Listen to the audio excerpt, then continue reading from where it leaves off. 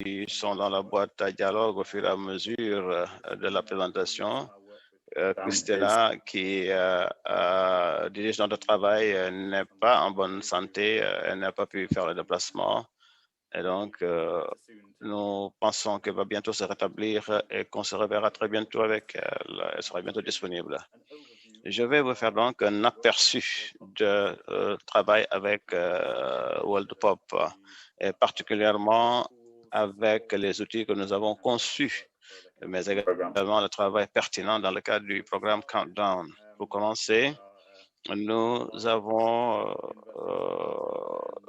un groupe de recherche appliquée à l'Université de Southampton pour intégrer les différents ensembles de données pour essayer d'améliorer, disons, les détails sur la population, les caractéristiques démographiques, mais également certains domaines concernant la mobilité. Il y a eu beaucoup d'informations qu'on va présenter, beaucoup d'informations sur la population. Et donc, nous avons un accent sur la recherche qui est ouverte, qui a été donc une méthode de revue des ensembles de données. Nous avons également des sites web, vous pouvez donc les télécharger. Il y a plus de 44 ensembles de données sur les caractéristiques de la population qui sont disponibles. Nous avons également nous avons également des portails que vous pouvez télécharger et des applications également pour explorer et également interroger ou tester certaines de ces applications. Nous avons également un accent particulier en travaillant avec les gouvernements, les agences des Nations Unies, d'autres utilisateurs finaux pour la mise en œuvre de ces méthodes et de notre RC. Ce qui est important également, c'est de renforcer la capacité locale pour utiliser ces ensembles de données et d'élaborer ces méthodes dans le cadre donc du gouvernement et de nos agences. Et c'est quelque chose dont nous allons parler aujourd'hui. Dans le domaine de la santé des nouveau-nés et des adolescents, au cours des 10 dernières années, nous avons mis l'accent sur cette chaîne d'ensemble de données qui constitue un peu la base de la cartographie des populations par âge et par sexe. Et nous avons également travaillé pour avoir les différents groupes de population. Et ensuite, maintenant, l'accès physique aux services de santé, le temps de voyage pour avoir accès à ces services, l'utilisation de ces services, mais également la cartographie de l'utilisation des services. Ça, c'est des exemples de travail que nous avons effectués. D'abord, nous avons cette composante qui est la cartographie de la population par âge et par sexe. Ce que je vous montre ici, c'est en fait, disons, un grand sandwich. Ces différentes parties ressemblent à ceci. Nous prenons différents ensembles de données qui représentent différentes caractéristiques du paysage et de la population. Et cela peut être donc considéré comme étant les données démographiques qui viennent des différentes enquêtes qui ont été faites, mais également des enquêtes sur les ménages et de l'emplacement de ces grappes là où on a posé les questions. Et là également, ça peut venir des infrastructures de santé qui sont également les endroits où on a collecté ces données. Ça peut être également des informations sur les infrastructures sur le pays, l'emplacement des infrastructures, des réseaux routiers, des sentiers et également des zones, emplacements des zones rurales et locales. Ce genre de données s'améliore de plus en plus. Nous travaillons avec les ensembles de données à travers l'Afrique subsaharienne pour faire la cartographie des bâtiments, pour améliorer un peu notre cartographie de la population. Nous travaillons aussi avec de nouvelles formes de données qui viennent des réseaux mobiles, des opérateurs mobiles, des mouvements de la population basés sur des estimations agrégées sur les données mobiles. Nous essayons de mettre tout ça ensemble pour avoir donc des résultats, c'est-à-dire que nous essayons de diviser le monde entier, dans notre cas, à des distances de 100 km, qui nous donne en fait quelque chose comme une manière d'intégrer différentes formes de données, mais cela nous donne également la flexibilité, la souplesse de pouvoir donc résumer certaines choses par rapport donc à la décision que nous faisons. Donc, nous pouvons faire notre analyse et trouver en fait comment intégrer certains types de données, comment les agréger pour fournir des renseignements et des informations au niveau de la base. Un exemple, c'est de prendre ici des estimations. Les enfants, par exemple, au niveau de certaines zones, mais aussi, ce faisant, nous pouvons analyser ces données et de donner en fait différents formats en fonction des besoins. Et dans ce cas, nous pouvons donc résumer cela par unité administrative. Et nous pouvons également résumer cela en essayant le pourcentage des enfants au niveau des zones urbaines, mais également la distance qui les sépare par 50 km par rapport aux infrastructures de santé. Donc, le pourcentage de femmes en âge de procréer par Woreda dans un rayon de 50 km d'un centre EMOC. Nous avons également la flexibilité dans l'analyse et l'intégration des données, des services de soins obstétriques et néonatales. Tout cela donc est disponible et peut être téléchargé dans notre site web. Et donc, on peut les agréger selon les besoins.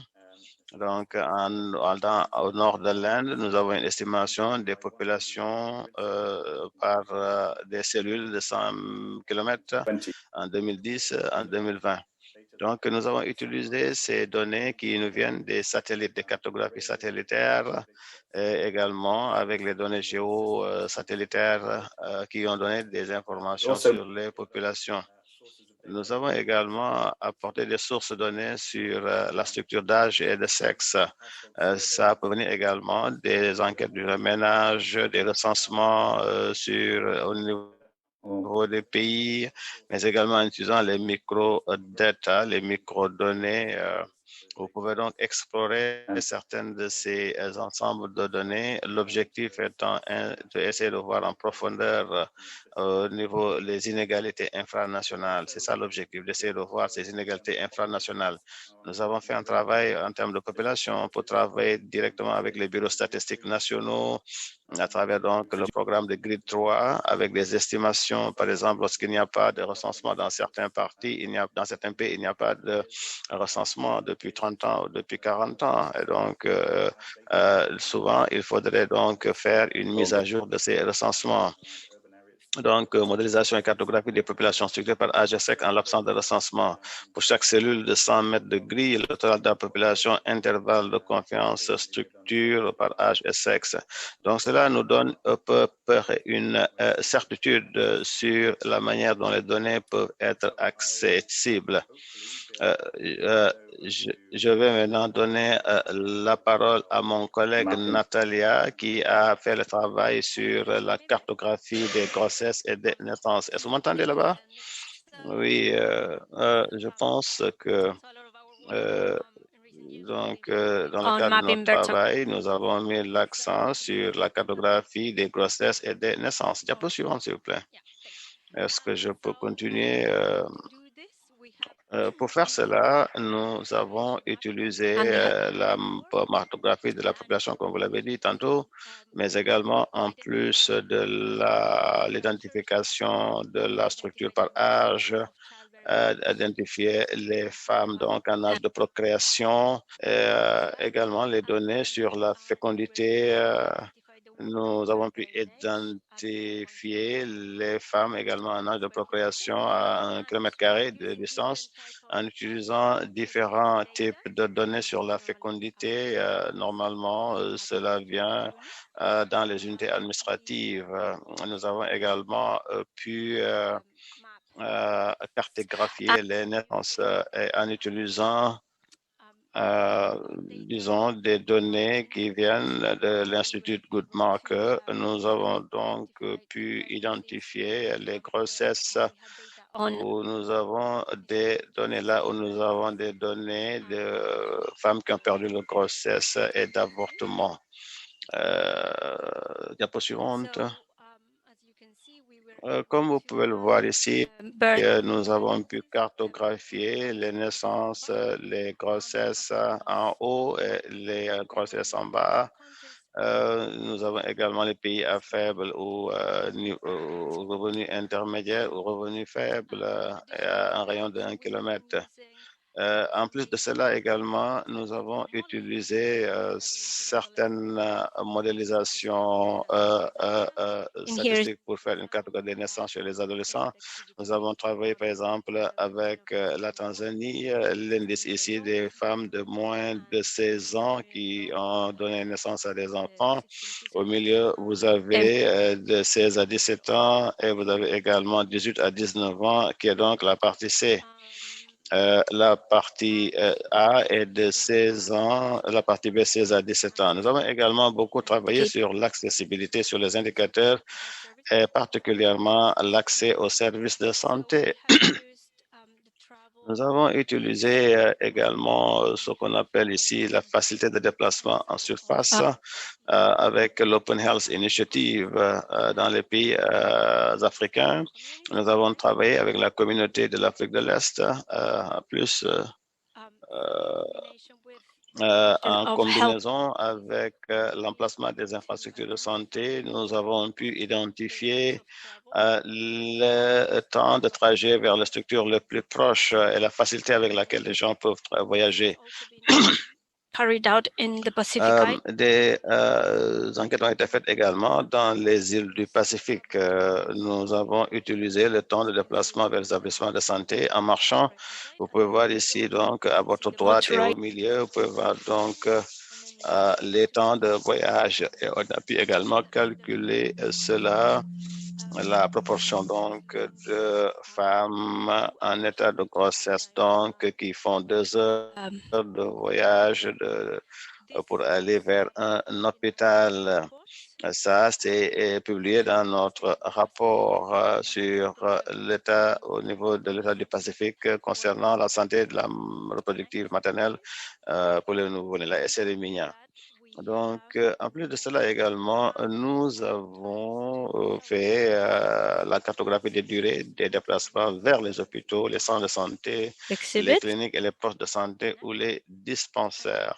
Ensuite, maintenant, ça, nous avons utilisé cela pour faire une estimation de l'accès aux services de maternité pour les femmes enceintes.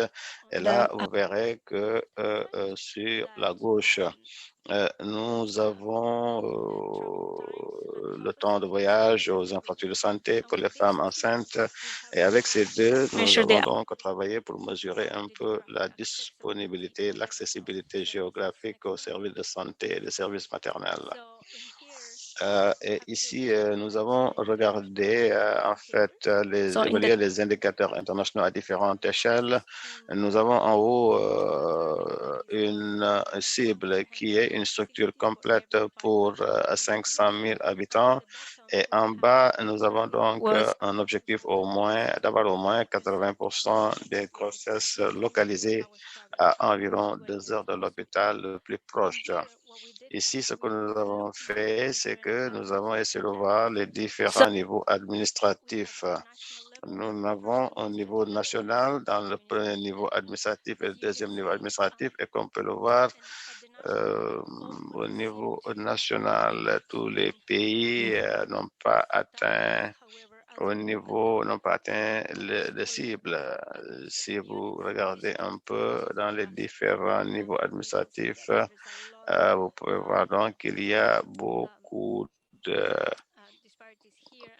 disparités ici et là, et il y a beaucoup d'unités administratives qui n'ont pas pu atteindre les objectifs. Donc, maintenant, je vais donner ma collègue Winfred, qui va également parler du travail additionnel que nous avons fait. Donc, pour continuer, à partir de là, nous avons combiné les données sur la population. Combining emergency obstetric care census data with our graded population survey.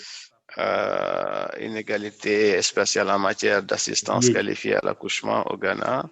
Nous avons également ajouté l'analyse mixte de DH-EDS. Et avec cela, nous n'avons pas pu analyser et avoir accès aux services de manière efficiente. Aussi, nous l'avons fait, nous pensons que toutes les femmes vont à la structure de santé la plus facile. Ça veut dire que ce que nous allons voir plus tard.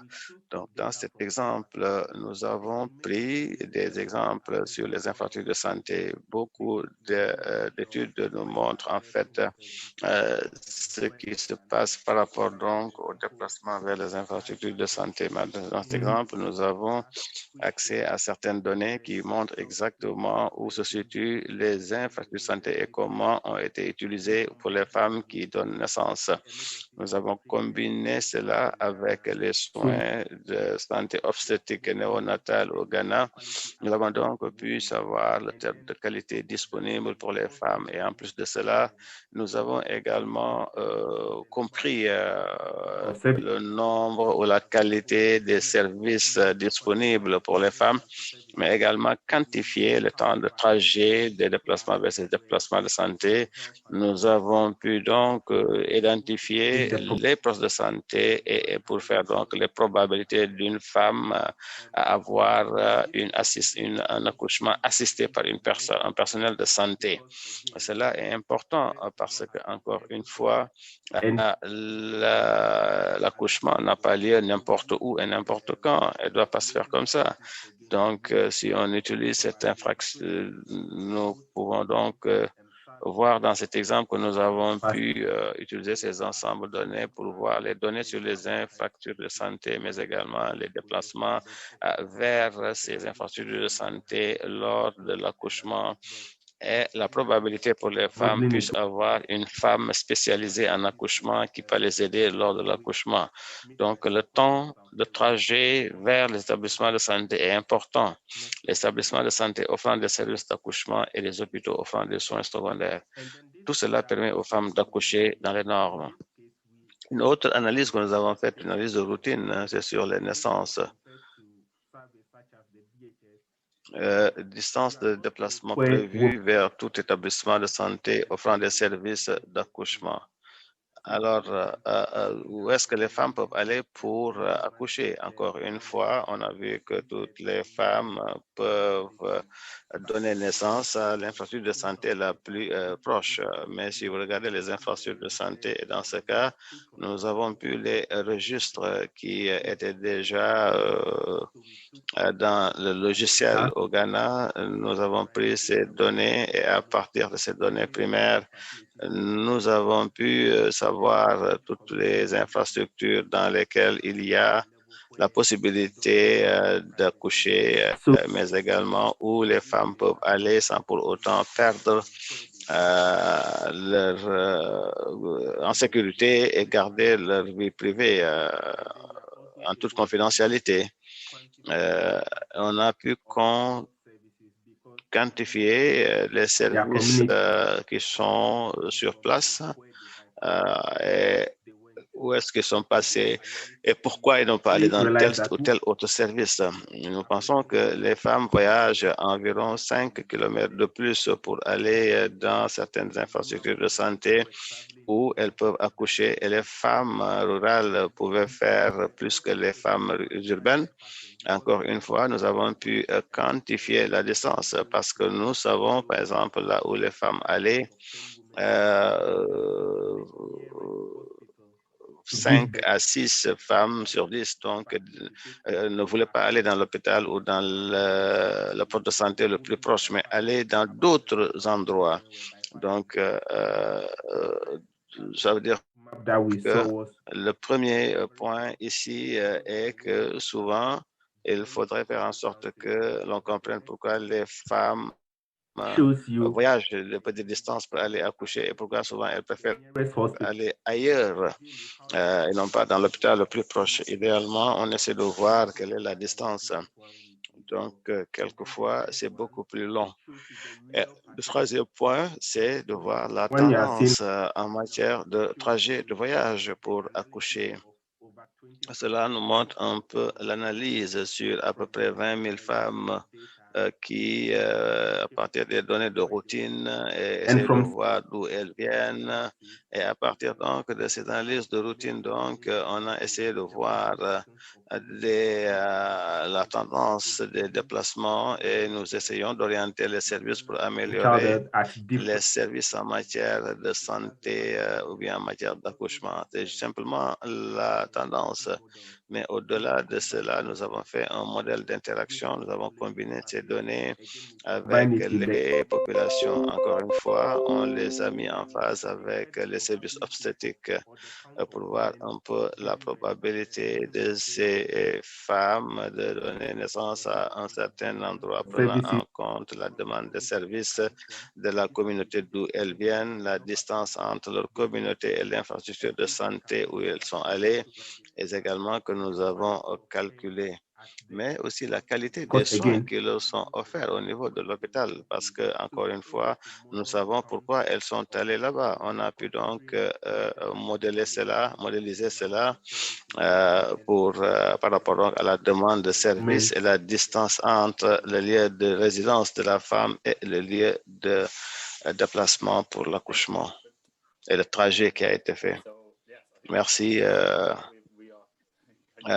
Donc, nous avons donc couvert beaucoup de choses qui sont possibles potentiellement, mais par rapport à tout cela, les données sont importantes. Nous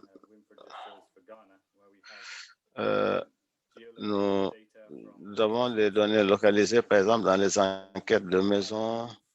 Nous pouvons aller, par exemple, de ces données au niveau provincial pour prendre des mesures pour calculer l'accès aux services de santé. Donc, nous avons essayé de voir avec des estimations au niveau des districts pour voir les besoins en matière de soins antinatals, là où ces données existent, par exemple. Et nous avons essayé de voir également les changements, les tendances en matière d'utilisation de ces données. Et nous voyons donc ces tendances au Kenya, par exemple, une période de 10 ans, etc. Alors là où il y a les données, par exemple, nous avons des incertitudes dans les estimations quelquefois, parce que là, nous avons essayé de faire une cartographie de la prévalence des césariennes. Lorsque vous faites des estimations, il y a des incertitudes, il y a des prédictions. Par exemple, il y a des intervalles de confiance de 95%. Encore une fois, ça c'est quelque chose que nous avons fait à cause de l'analyse pour le countdown et les autres. Nous pouvons donc donner des soutiens et des conseils. Dans le travail à venir, nous allons essayer de voir la possibilité d'utiliser des dénominateurs alternatifs pour la vaccination avec le DTP1. Par exemple, en Zambie, il y a une couverture de la vaccination qui est très élevée. qui a été donc mesuré plutôt au niveau du district, et le dénominateur donc vient des projections qui ont été faites à partir des recensements. Et donc, c'est des situations où vous avez plus de 100% de couverture aujourd'hui, peut-être par exemple, souvent des chiffres faibles ou des chiffres élevés. Donc, il est important de faire de bonnes estimations qui nous viennent à partir des modèles et à partir des données venant des satellites. Donc, comme je l'ai dit, il y a beaucoup de choses que nous pouvons faire pour avoir en fait la pertinence des bases de données modélisées à utiliser dans l'estimation des indicateurs et fonctions du contexte. Mais pour cela, il est important qu'il y ait une disponibilité des données d'entrée. Il y a également le recensement des données d'entrée et également l'adaptation du modèle. Tous les modèles ne fournissent pas des estimations de l'incertitude. Juste pour continuer, les deux sections dont je parlais tantôt, il y a en fait l'engagement et le plaidoyer et le renforcement des capacités que nous avons fait pour les groupes.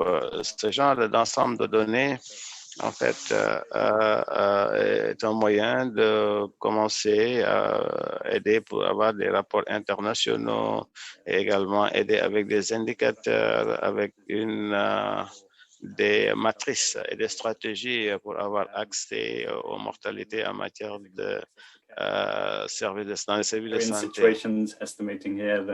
Nous avons également fait des estimations dans les situations humanitaires, le temps de trajet pour aller en service de santé, par exemple dans certaines zones, mais également pour la couverture par rapport à certaines interventions. Au Nigeria, par exemple, nous avons essayé de voir le taux de couverture pour la vaccination des enfants pour des activités de renforcement renforcement de la vaccination. Pour l'ensemble des données sur la population, nous avons les informations du HI2, l'ensemble des données qui peuvent être utilisées également par la modélisation du GS, DS2. Et nous avons aussi une variété d'options en termes de cours où nous avons discuté des méthodes, des ensembles de données que nous produisions. Ça, c'est un peu le travail que nous avons fait avec l'Afrique de l'Est, la communauté de l'Afrique de l'Est, précisément. Nous avons déjà un ensemble de données, des bases de données, des outils et des documents de référence. Et donc, tout cela dépend des discussions que nous pourrons avoir, mais aussi des différents niveaux en fonction des compétences qui sont en place. D'abord, nous avons un certain nombre de publications académiques ou universitaires que nous avons. Nous pouvons donner plus de détails, mais on n'a pas le temps pour cela. Particulièrement, vous avez édité certaines de ces méthodes de première génération, de dernière génération, concernant donc ces recherches. Donc, il y a des méthodes d'intégration, certains des travaux qui ont été donc présentés. Nous avons une page avec des webinaires, avec des groupes sur les différentes méthodes et les différentes applications, mais également sur le countdown qui a eu beaucoup de webinaires et dans l'utilisation des données géospatiales. Il y a certaines applications, beaucoup d'applications, je dirais, qui sont très conviviales. Et donc, vous pouvez avoir accès à ces ensembles de données qui sont déjà présentées.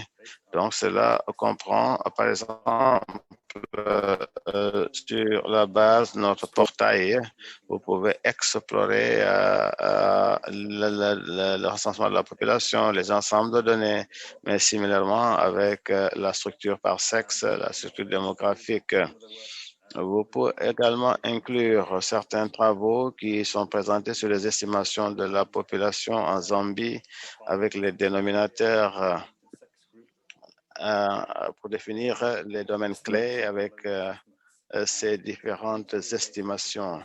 Chacune de ces données a été produite avec les bureaux nationaux de statistiques.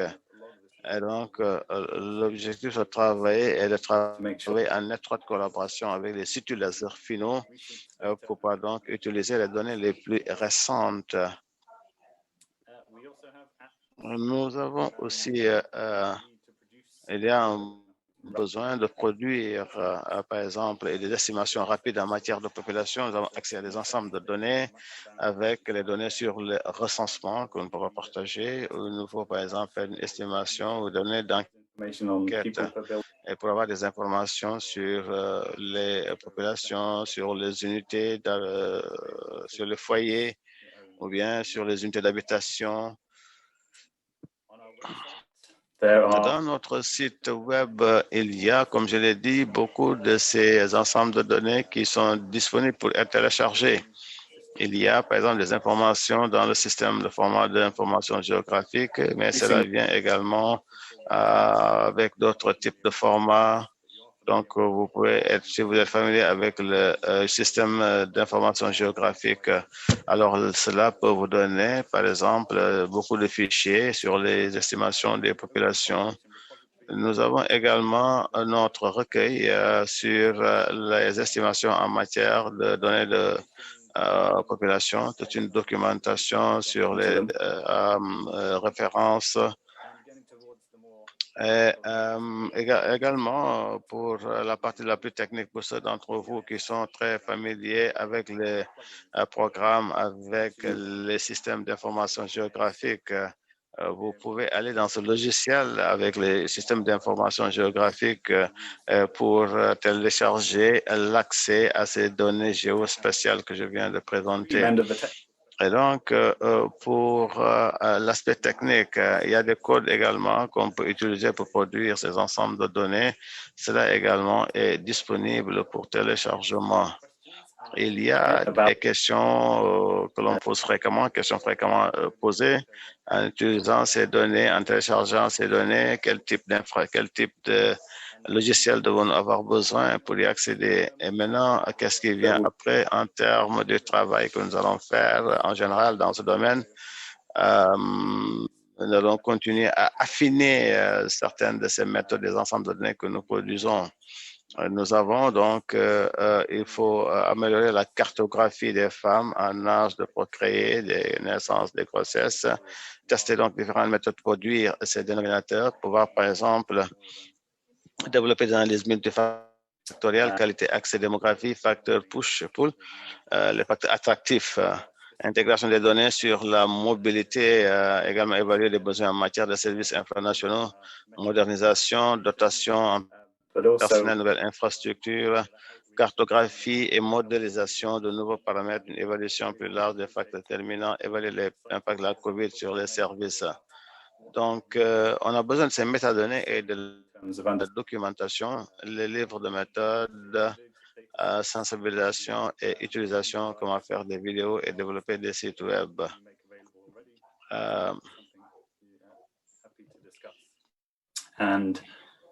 We are leading the engagement for Ghana. Nous continuons le travail avec le Ghana et soutenons également l'engagement avec le Ghana. Comme je l'ai dit, sur la base de certaines informations. Donc, nous travaillons avec le renforcement pour le renforcement des capacités. On sait sur les données modélisées et l'analyse géographique sur demande. Nous faisons également supplément en termes de recherche. Nous avons un supplément à une revue universitaire sur l'analyse au niveau des districts, article, évaluation de la pertinence de bases de données modélisées dans l'estimation des indicateurs d'utilisation. Donc, en gros, c'est ce qu'on a perçu de ce que nous faisons. Je pense que c'est juste un début, et donc début d'un engagement. Et donc, je serai très heureux de remettre maintenant la parole pour les 20 premières minutes à répondre à vos questions et à discuter également sur ce genre d'approche et de méthode, savoir si c'est utile. Voilà, je vous remercie. Je m'en arrête là. Je vais donc arrêter le partage d'écran et je reste à votre disposition pour répondre à des questions et répondre aux questions. Thanks a lot, Andy. Could you hear me? Merci beaucoup, Andy. Great, Est-ce que vous thanks. m'entendez? C'est cher. Voilà, merci. Ça a été une très belle présentation et nous apprécions vraiment que vous ayez dans le fond des choses. Je sais que beaucoup de pays vont utiliser ces outils. Je ne suis pas sûr qui dans votre équipe est en ligne, certainement, pour ajouter quelque chose, mais nous voudrions prendre quelques minutes pour poser quelques questions, discuter avec les pays pour voir comment nous pouvons les aider, comment nous pouvons être utiles dans la revue. Est-ce qu'il y a quelqu'un de votre équipe qui est là, qui a quelque chose à ajouter avant que l'on donne la parole au pays? Je ne pense pas. Natalia et moi sont ceux qui sont là, donc nous sommes prêts à répondre aux questions. Maintenant, on va ouvrir le débat. La parole à qui veut la prendre. Tis également à côté. Tis, n'hésitez pas, vous pouvez intervenir sur des choses à clarifier. Sinon, nous voudrions donc passer quelques minutes avec les pays pour savoir ce qu'ils font. Mais également, il y a des questions sur le chat, sur la boîte à dialogue que l'on doit prendre en compte. Tis, ça vous va? Merci beaucoup de cette excellente présentation. Je pense qu'il y a des questions intéressantes dans la boîte à dialogue. Je pense qu'il y a une question qui vient du Niger. Est-ce que vous avez des exemples sont du Ghana, Tanzanie? Et que dire de nous, le Niger, par exemple? Il faut donner une opportunité égale à tous les pays en matière d'analyse. Est-ce que si vous avez besoin de certaines données que certains pays n'ont pas, peut-être? Ou bien la deuxième question porte sur si vous pouvez nous parler d'un exemple, pour parler un peu pour dire quels sont les besoins en matière de données, par exemple dans la section césarienne en Tanzanie ou bien quelqu'un sur la vaccination au Ghana. Si vous voulez vraiment aller au niveau district, pourquoi on met l'accent sur ces revues annuelles? Quel genre de données avez-vous besoin? Parce que vous voyez, les recensements ne donnent pas des données sur les districts. Donc, comment pouvons avoir cela? Yeah, so I can start with the. Merci. Donc, je peux commencer avec le Niger et par rapport au Ghana. Je pense que c'est très faisable de faire beaucoup de ces analyses partout. Il y a eu, par exemple, cette diapo pour parler de ces qualités de données. Et donc, l'indice que j'ai présenté ici, c'est des exemples du Ghana parce que nous avons une collaboration avec l'Université de Southampton et le Ghana. Il y a donc des relations et c'est pourquoi cela a été facile. Mais cela ne veut pas dire que nous ne pouvons pas travailler avec les autres pays. Il y a beaucoup d'exemples également, beaucoup d'analyses dans les pays de l'Afrique australe, l'Afrique de l'Ouest ou de l'Afrique en général.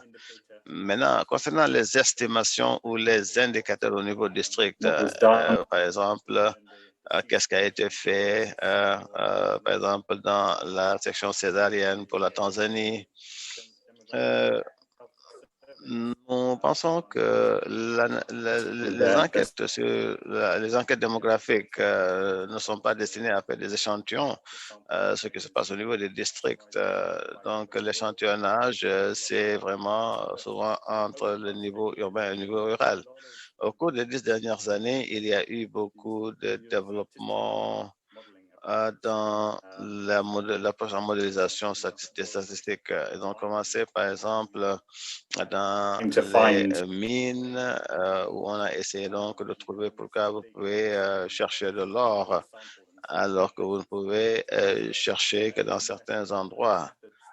Donc, ça est donc une méthode qui a été élaborée pour essayer de prévoir et de faire un échantillonnage pour dire pourquoi les gens creusent dans ces endroits-là et non pas dans d'autres endroits afin de devenir riches. Donc, il y a des indicateurs en matière de santé. Il y a beaucoup de travaux qui ont été faits dans le domaine du paludisme en prenant, par exemple, des enquêtes dans la prévalence du sida, dans les infrastructures de santé et autres. Si nous regardons un peu les caractéristiques, les emplacements pour des endroits avec un accès faible, alors là, cela va entraîner une zone qui est encline au paludisme ou à la transmission du paludisme. Et cela veut dire qu'une fois que vous pouvez créer ce genre de relations, alors là, vous verrez que les enquêtes ou les mesures qui peuvent corréler ces données peuvent être disponibles. Vous pouvez commencer donc à créer votre modèle pour essayer de voir ce qui se passe. Nous pouvons donc prévoir le niveau de paludisme.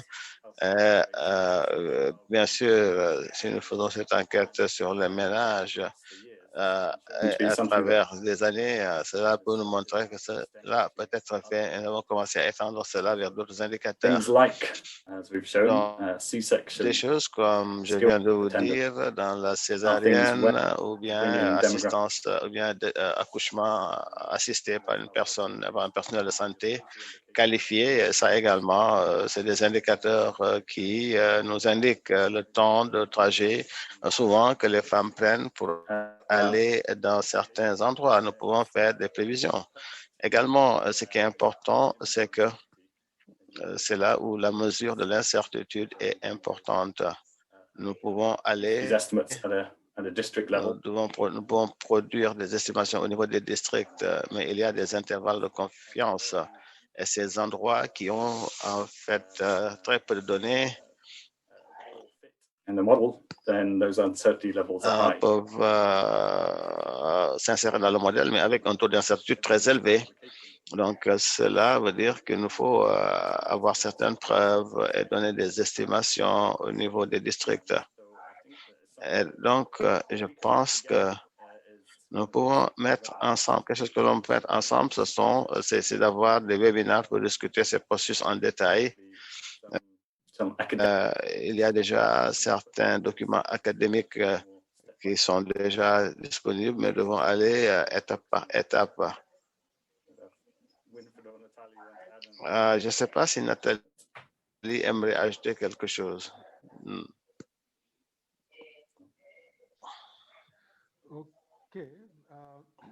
Non, dit-elle. Donc, merci à vous.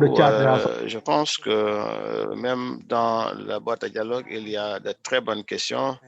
Il y a Wilfried qui est en train de répondre à certaines de ces questions. Je vois également une question d'Agpessi qui parle un peu des tendances, que vous voulez faire une analyse des tendances, par exemple, sur une période de 10 à 20 ans. Comment vous faites cela? Et Wilfried est en train de répondre, mais je pense que vous pouvez également, si vous voulez clarifier cela, vous pouvez donc prendre la parole. Lorsque vous essayez de faire cela au niveau des pays, alors là, vous n'avez pas de changement. Comment vous devez le faire? Je pense que ça, c'est une question qui est très importante également. Answer. But let me say a few words in French. Mais je pense que j'ai tendance à parler plus avec les anglophones. Alors là, je vais donner la parole aux francophones. I think that certains sont en train de le faire. Et donc, il est important peut-être que si vous avez des questions spécifiques, je sais que la Côte d'Ivoire a déjà un plan, ils sont peut-être en train de planifier, peut-être c'est le moment de voir quels sont vos besoins réels et qu'est-ce que vous avez envie qu'Andy clarifie pour vous. Et peut-être la même chose également pour d'autres pays. Donc, je ne sais pas si vous avez des questions ou bien des clarifications spécifiques dont vous avez besoin.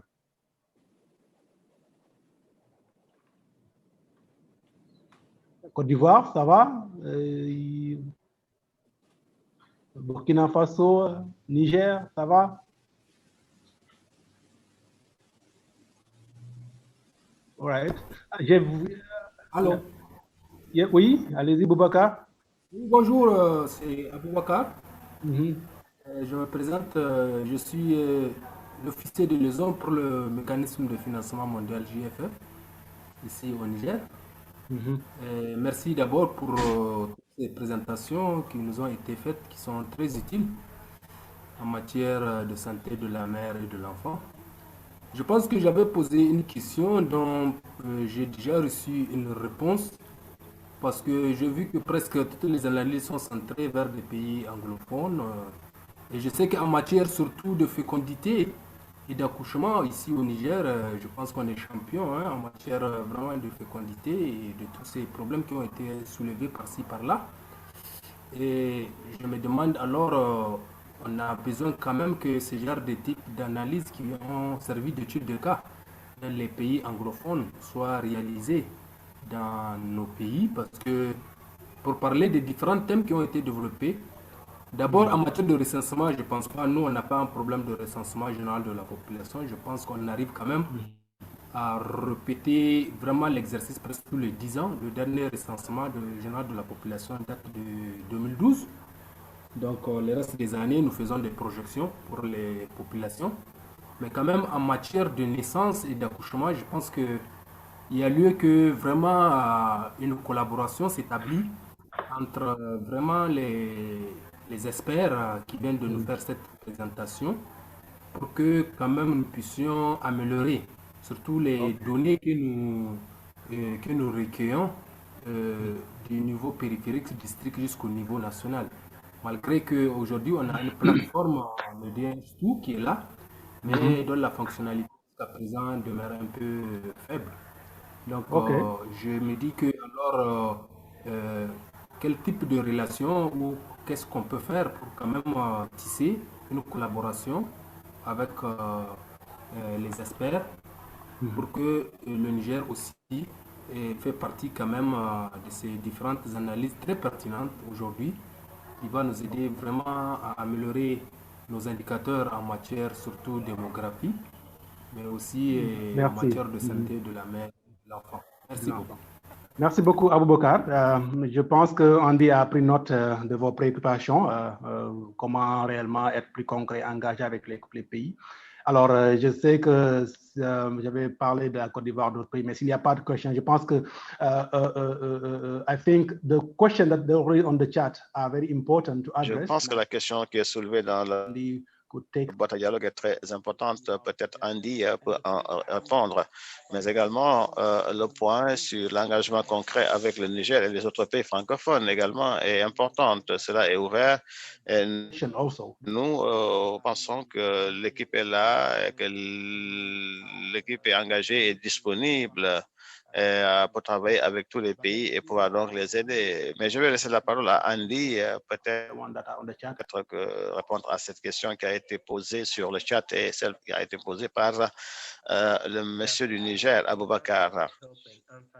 Je d'abord essayer de répondre aux questions pour dire qu'en termes d'analyse de tendance, nous avons les données au Ghana qui datent de 10 ans lorsque nous avions commencé à utiliser le DHEDS. Je devrais dire également que avant de venir à Southampton, je travaillais comme un officier chargé de la communication dans le service de santé du Ghana. Donc, je faisais partie de ceux qui saisissaient ces données de manière hebdomadaire ou mensuelle. Et cela m'a donné une bonne compréhension sur les données. C'est quelque chose que nous avions, que je faisais, qui consiste à côté de données. Peut-être que maintenant, il y a cela 10 ans, les données n'étaient pas tellement bonnes, mais elles ont amélioré la qualité de ces données de routine. Oui, nous pouvons faire des analyses de tendance, mais cela prend beaucoup d'efforts. Si vous voyez un peu le traitement et le nettoyage des données qui doit être fait. Mais également sur l'analyse infranationale, lorsque nous faisons de telles analyses, nous utilisons également certains pays pour faire des estimations, estimer le dénominateur de la population, mais également différents d'autres aspects démographiques. S'il y a un changement de frontière, on utilise de nouvelles frontières pour votre agrégation et donc le GIS fait donc le traitement pour voir donc si vos estimations soient mises à jour par rapport donc à la fréquence de la frontière. Donc, je vais laisser la collaboration à Andy pour qu'il puisse donc en parler. Sur la collaboration, oui, je pense que Nous allons discuter ce qui est possible ici. Donc, pour le Niger, je l'ai dit tantôt, il y a donc un programme où nous avons des soutiens de la Fondation Gate et également, ça vient également de l'Angleterre pour soutenir les bureaux nationaux de statistiques en Afrique subsaharienne, particulièrement dans les estimations de population. Nous avons travaillé avec le Burkina Faso pour les aider à combler un peu à combler certains manquements dans le recensement qu'ils avaient fait. Nous pouvons également faire la même chose avec le Niger pour avoir donc des relations. Ça veut dire que donc il y a un travail qu'on peut faire pour produire une estimation des populations au Niger basée sur vos différentes estimations ou différents. Donc, on va faire un suivi sur cela. C'est souvent le cas. Nous soutenons donc les pays dans le cadre de certains projets. C'est quelque chose également que nous pouvons faire pour le countdown également. Il y a une complémentarité dans ce que nous faisons et dans les différents projets et les différents travaux que nous faisons.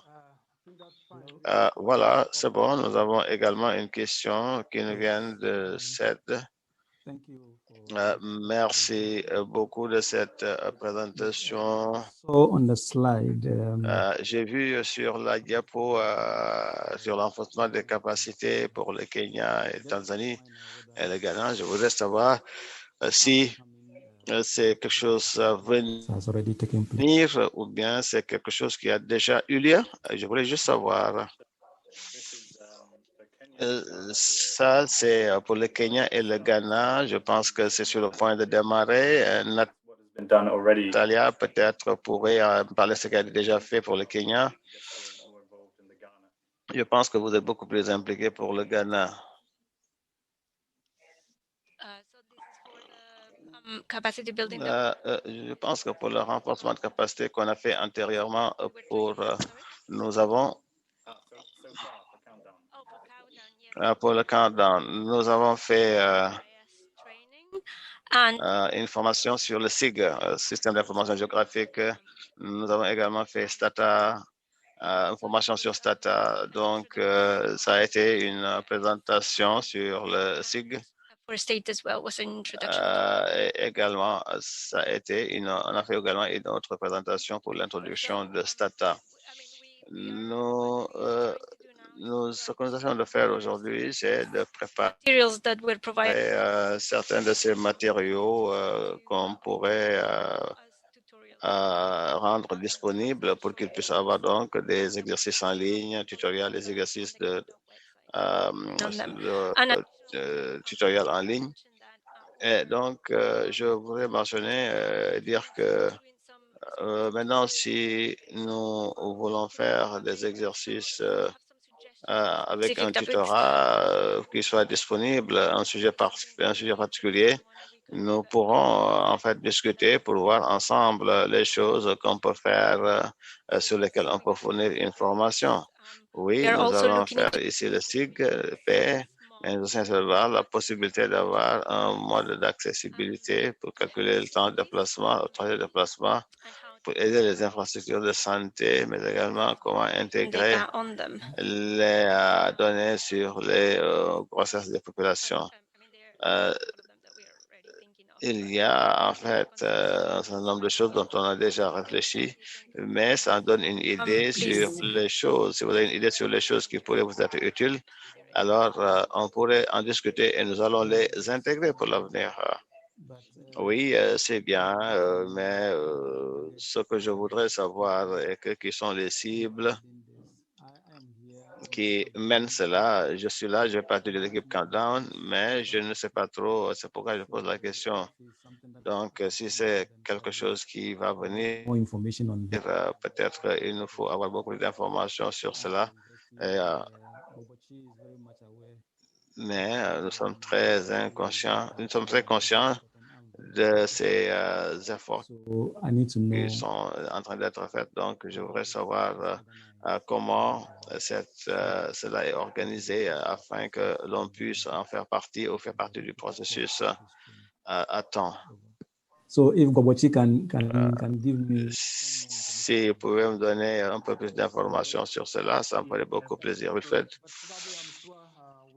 Je suis sûr que Wilfred va en parler plus tard. Il y a des engagements présentement.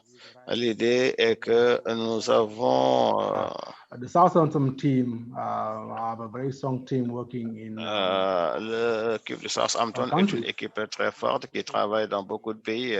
On pourrait donc continuer la discussion et voir comment on pourrait faire cela. J'ai vu d'autres questions également qui sont importantes. Des discussions qui sont dans la boîte à dialogue qui vient donc de Eshami qui nous dit est-ce qu'il y a une opportunité d'utiliser des données d'enquête de poche. Je ne sais pas si j'ai bien compris. Il y a des possibilités d'utiliser certaines données d'enquête de poche pour cela comme une contribution. D'autres nous parlent également de besoins en matière de formation sur le GIS. Le GIS, c'est le système d'information géographique, hein, si c'est possible. Le GIS, c'est le système d'information géographique ou le SIGP. Je n'ai pas vu d'autres également. Quelqu'un pose la question à savoir si vous avez un programme SIGP en Éthiopie. Je vais répondre à la première question. En fait, il y a des possibilités d'utiliser de telles données. Donc, un des exemples que nous avons montré tantôt, c'est que nous avons combiné l'enquête du DHS avec les données de routine où les routines de data où se montrent où se situent les services. En plus de cela, de routine, vous pouvez également essayer de voir le nombre de sages-femmes, le nombre de lits pour les femmes qui accouchent, etc. Mais également, vous pouvez combiner tout cela avec l'enquête sur le DHS1. Et donc, si vous avez cette grappe de données, vous pouvez donc faire une agrégation pour comprendre en fait quelles sont les qualités. Le niveau de qualité que vous pouvez trouver est important. Donc, à cet égard, nous pouvons voir donc la grappe qui a des hôpitaux de bonne qualité, de bonnes infrastructures qui ont plus de probabilité à avoir donc une forte présence de femmes lors de l'accouchement et également voir les hôpitaux ou les infrastructures qui ont des unités obstétriques. Donc, nous pouvons raffiner cette analyse et discuter davantage de ces questions. Voilà, merci. Je pense que ça, c'est très important et comme je l'ai dit tantôt, il peut y avoir différents intérêts par rapport au countdown. J'ai vu cette question qui vient de l'Éthiopie. What do you mean by JS programme? Do you use JS information in Ethiopia, etc.? Si vous pouvez répondre à ces questions. Mais je ne sais pas, il y a une question, je ne sais pas si on l'a répondu. C'est une question qui a été posée par Agbessi. Si vous pouvez poser un exemple, comment certaines de ces données ont été utilisées au niveau du pays, mais je ne suis pas sûr que vous ayez répondu à cette question, mais vous pouvez donc répondre à cela très rapidement. Cela pourrait être très utile avant de conclure. Oh, sorry. Andy, encore une fois, pour Andy, encore une fois, je viens du Hub Service de Ghana avec les Southampton. Ma recherche donc a été basée sur les services de santé du Ghana avec la planification. Nous avons des personnes au niveau local et nous avons également ces gens-là qui nous assistent dans la collaboration en matière de recherche et nous tout faisons en tant que groupe. À cet égard, certains des résultats que nous trouvons sur les probabilités de naissance et nous avons également les gens qui traduisent cela en action sur le terrain pour expliquer pourquoi certaines femmes dépassent certains hôpitaux ou certaines infrastructures de santé pour aller ailleurs. Donc, cela a été utilisé sur le terrain au Ghana. Voilà, il y a différents exemples également, l'utilisation sur les données de la population pour guider les interventions telles que les programmes de vaccination, distribution de moustiquaires, les approches on produit beaucoup de données en apparence, des données qui sont mises à jour sur la population, mais également il y a des données qui datent de 10 ans, 15 ans, donc qui n'ont pas pu donc atteindre le niveau de la cible, qui sont les enfants, qui souvent n'apparaissent pas. Donc, il y a des données anciennes qui ont été utilisées. Il y a un exemple ici que nous pouvons poster dans notre site web et je serai très heureux de répondre à ces questions spécifiques au pays ou aux besoins spécifiques des pays, en fait. Voilà. Je pense que c'est vraiment intéressant. Et je vois qu'il y a beaucoup de questions qui ont été donc répondues et je suis sûr qu'il y aura d'autres discussions et d'autres ateliers. C'est le premier, comme on l'a dit, c'est le premier atelier sur ce qui pourra être fait pour informer la revue. Et, tous ces matériaux sont disponibles. Brittany va partager cela avec vous pour que vous puissiez avoir accès à tous ces documents. Mais la chose la plus importante est pour le countdown, pour le leader du countdown, que ce soit des besoins ou pas, mais c'est d'engager avec Andy et Tim pour savoir comment avoir ce que vous voulez. Je parle de la Côte d'Ivoire qui a exprimé ses besoins, mais également d'autres pays comme le Niger. Je pense qu'ils feront partie de la discussion et voir le genre de soutien qui pourrait leur être accordé. Et ensuite, maintenant, je voudrais vraiment vous remercier tous, remercier en termes de perspective. Peut-être, Tis, vous avez quelque chose à dire pour clôturer? Merci. Merci beaucoup, Cheikh. Merci, Andy. Great input, and I think we are all hungry. Ça a été donc beaucoup d'informations. On en a encore besoin. Ça, c'est la troisième présentation sur la liste des données. La prochaine sera dans 2 semaines. Ce sera sur le financement de la santé avec la London School. Merci de votre présence et à bientôt. Merci, Tis. Merci à vous. Merci à Tim. Et on se réjouit d'avance de se revoir encore. Allez, au revoir à tous.